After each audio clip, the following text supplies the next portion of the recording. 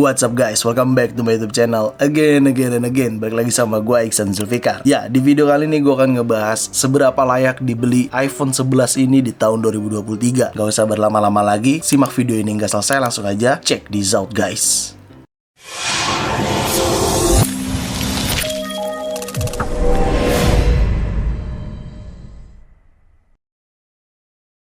Ya, di tangan gue sudah ada unit iPhone 11. Dan iPhone 11 ini memang berbarengan dirilisnya dengan iPhone 11 Pro pada tahun 2019 tentunya ya. Dan sebenarnya unit iPhone 11 ini sudah discontinue sama Apple, tidak ada di apple.com. Yang ada di apple.com cuma ada iPhone 12. iPhone 12 nya juga nggak ada 12 Pro dan 12 mini. iPhone SE generasi 3, iPhone 13, dan iPhone 13 nya juga cuma iPhone 13 dan 13 mini doang, tidak ada 13 Pro nya, serta iPhone 14 series tentunya. Ya, iPhone 11 sebenarnya udah discontinue, jadi kita bahas seberapa layak ini dibeli di tahun 2023. Oke, kita bahas spesifikasinya terlebih dahulu. Ya, iPhone 11 ini iPhone yang memiliki full color menurut gua pada saat dirilis, karena dia memiliki banyak warna. Adanya warna black, green, yellow, purple, red, dan white. Jadi cukup banyak banget warna di iPhone 11 ini ya. Lalu iPhone 11 ini memiliki varian kapasitas, 3 kapasitas, ada 64GB, 128GB, dan 256GB. Untuk yang sama gua ini di kapasitasnya yaitu 256GB. Kalian bisa lihat sendiri di sini iPhone storage ya. Dia memiliki kapasitas 256GB. Sorry agak loading karena ini belum diupdate iOS-nya.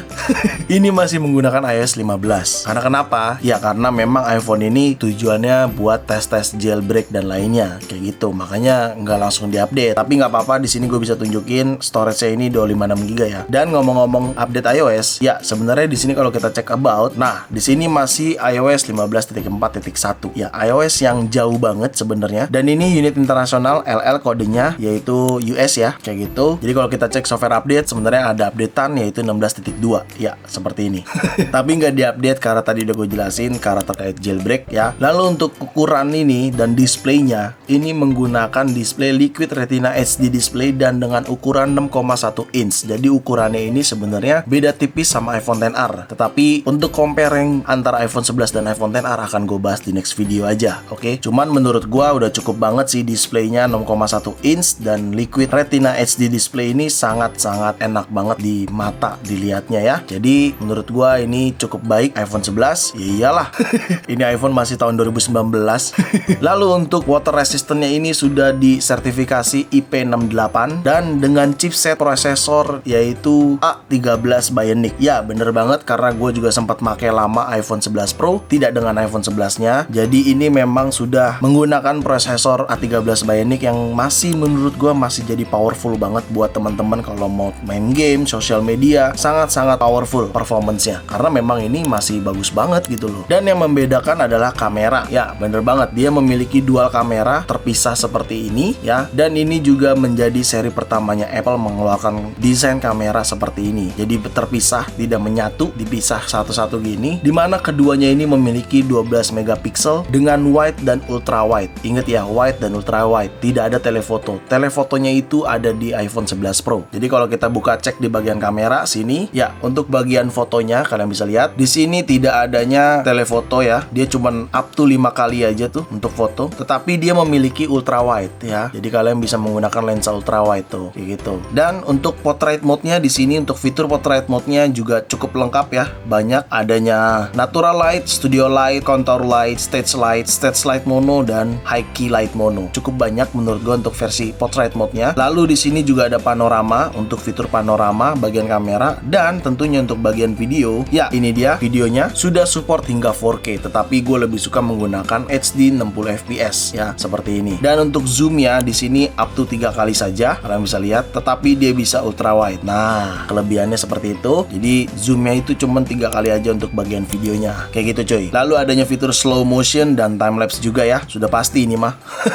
Dan sekarang kita bicara kamera depan. Nah, untuk foto kamera depannya ini kalian bisa lihat sudah dibekali dengan 12 megapiksel kamera true depth ya. Jadi dia sudah memiliki kamera depannya ini 12 megapiksel. Tentunya ini bisa support wide ya. Jadi dia bisa agak wide gini. Sebenarnya nggak wide banget sih. Jadi ada agak lebar aja tuh. Perbedaannya kalian bisa lihat. Kalau misalkan gue normal seperti ini, tapi kalau gue wide dia akan lebih lebar lagi aja kayak gitu. Kelihatan lah ya. Lalu karena dia sudah true depth kamera dan 12 megapiksel, pastinya untuk portrait mode-nya juga cukup banyak fiturnya ya. Hampir sama fiturnya, bukan hampir sama aja, memang sama. Kelengkapannya ada natural light, ada studio light, dan segala macamnya. Jadi untuk selfie bokeh belakangnya ini sangat bagus banget. Dan tentunya untuk portrait mode-nya ini di iPhone 11 dia memiliki untuk konfigurasi exposure ya, ketika tingkat cahayanya kalian bisa lihat ya, dan dia bisa kita konfigurasi juga tingkat blurnya, mau blur banget atau nggak terlalu blur juga bisa kayak gitu. Jadi dia ada nih di bagian atas ini ya, untuk kita konfigurasi sesuai keperluan kita. Tapi menurut gue so far untuk kamera pada bagian iPhone 11 sangat cukup banget, apalagi kalau teman-teman yang mau bikin video TikTok, konten Reels, apapun itu, iPhone 11 masih cukup banget menurut gue. Sangat-sangat cukup sih, karena sudah dibekali 12 megapiksel depan dan belakang. Jadi harusnya nggak ada keluhan terkait kamera pada iPhone 11 ya. Secara spesifikasi udah sangat mendukung banget soalnya. Lalu selanjutnya iPhone 11 ini dibekali dengan 4GB RAM serta kapasitas baterai di 3110 mAh. Jadi menurut gua untuk baterai dan kapasitas RAM-nya juga udah sangat mendukung banget kalau teman-teman mau jadikan ini iPhone utama. Kalau iPhone secondary atau iPhone kedua kayaknya terlalu mewah ya.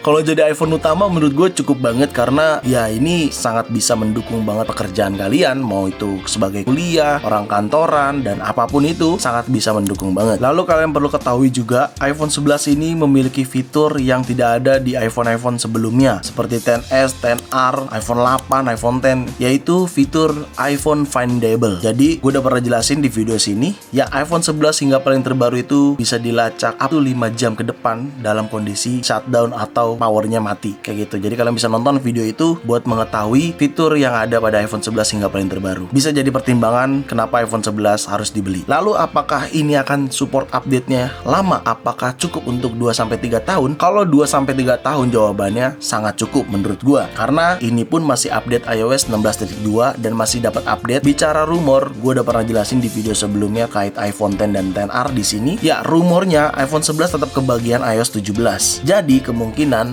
aja sih 2-3 tahun ke depan ini masih akan kebagian update iOS. Mungkin iOS 18 atau iOS 19. Mungkin. Tapi prediksi gue sih 2-3 tahun ini masih bisa layak. Bahkan tahun keempat kalian masih bisa gunakan. Karena meskipun iPhone 11 nantinya tidak akan kebagian update iOS, bukan berarti ini tidak bisa digunakan. Tetap bisa kalian gunakan seperti layaknya iPhone seperti umumnya pada biasanya gitu. Tetap bisa kalian gunakan. Cuman pesan gue satu, karena ini sudah discontinue dari Apple, pendapat gue buat teman-teman semua harus lebih berhati-hati lagi untuk membeli iPhone 11, karena takutnya atau dikhawatirkannya rekondisi atau sudah diganti spare part-nya kayak gitu. Karena memang sudah tidak ada barunya dan sudah tidak diproduksi lagi sama Apple. Dan kalian bisa lihat sendiri ya, ini salah satu segel iPhone ya. Cuman ini segel dari toko dan ya udahlah ya, biarin aja, nggak usah dibahas lah. Tapi looks-nya ini memang gue suka banget dan ini mengadaptasi dari iPhone XR. Kenapa gue bilang begitu? Karena bezelnya ini menggunakan aluminium coy. Tuh kalian bisa lihat ya. Jadi dia aluminium, beda dengan 11 Pro ya. 11 Pro itu stainless kayak gitu. Jadi ini mengadaptasi dari iPhone XR desainnya, dan belakangnya kaca. Tentunya sudah support wireless charger ya, tidak dengan MagSafe tetapi. Dan kekurangan dari iPhone 11 adalah belum support 5G kayak gitu, karena 5G itu support dari iPhone 12 hingga paling terbaru yaitu iPhone 14 series. Jadi buat teman-teman, kalau kita balik ke pertanyaan di awal, apakah layak dibeli? Secara kebutuhan daily menurut gue sangat layak dibeli dan masih bisa panjang umurnya, 2-3 tahun kemungkinan, bahkan 4 tahun. Tetapi apabila nanti di 2 tahun yang akan datang 5G support untuk Indonesia, yaitu menjadi salah satu kekurangan si iPhone 11 karena belum support 5G kayak gitu. Tapi untuk kinerja dan performance menurut gue masih sangat layak banget. Baterainya pun masih tangguh banget iPhone 11. Kalau kita cek di bagian baterai di sini, dan kalian bisa lihat activity-nya, baru di charger tadi terakhir ya jam 11 malaman. Ini gue syuting dini hari. Jadi jam 11 malam ini hari Jumat baru di charger, dan ini screen on time-nya tembus 5 jam ya untuk social media dan lainnya. Dan untuk baterai health-nya kalau kita cek di sini ya masih di 86%, masih aman banget, dan memang ini kegunaannya nggak terlalu banyak. Lagi pula baterai health tetap akan turun sampai kapanpun, dimanapun akan turun. Kayak gitu. Jadi menurut gua untuk baterai performance iPhone 11 ini sangat-sangat mendukung banget. Jadi menurut gua masih sangat layak banget untuk dibeli di tahun ini, khususnya di tahun 2023 ini ya, iPhone 11 ini kayak gitu. Dan untuk update iOS kayaknya nggak perlu dikhawatirkan, karena tadi udah gue jelaskan iPhone 11 masih aman untuk 2-3 tahun ke depan. Jadi buat teman-teman yang mau beli, silakan beli. Tapi ingat pesan gue tadi, hati-hati. Oke, ya udah, gue rasa cukup video kali ini. Semoga sangat bermanfaat buat teman-teman semua dan tidak ragu apakah beli atau enggak ya.